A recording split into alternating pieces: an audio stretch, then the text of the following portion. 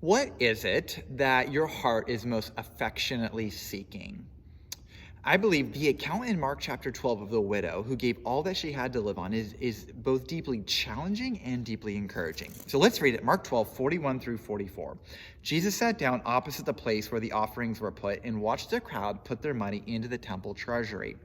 Many rich people threw in large amounts, but a poor widow came and put in two very small copper coins worth only a few cents.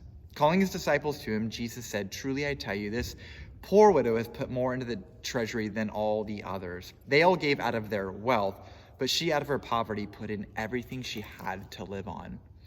Now, as human beings, our sin nature primarily manifests itself by constructing idols in our hearts of things, pleasures, or people whom we believe can meet a fundamental need that only God can meet.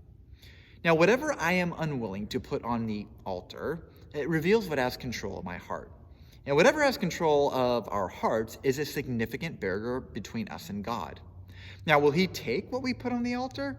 Not necessarily, but it is more about obtaining the act of freedom within our hearts, right? That we are unwilling to be controlled by anything but God.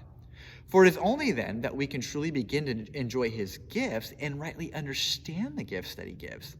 Now, anytime that I see a person, place, or thing as an end in and of itself, I have given it control. I've given it control over my heart, and thus I have actually submitted myself to a cruel master that will ultimately disappoint.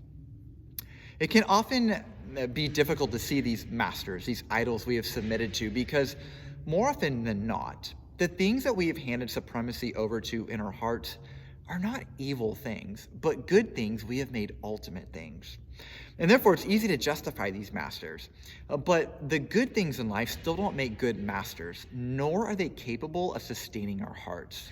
They make great employees, but they make a lousy boss, right? Put them to work. Don't let them put you to work.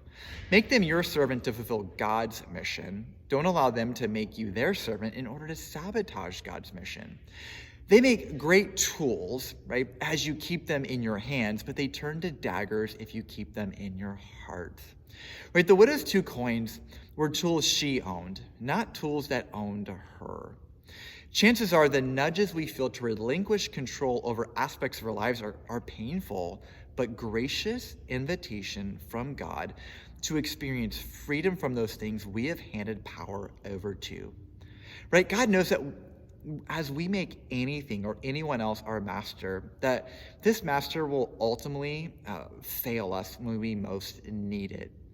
A common theme in Jesus' teaching and interactions with people is that he is after their hearts, not after some outward display of righteousness, which takes the focus off the heart.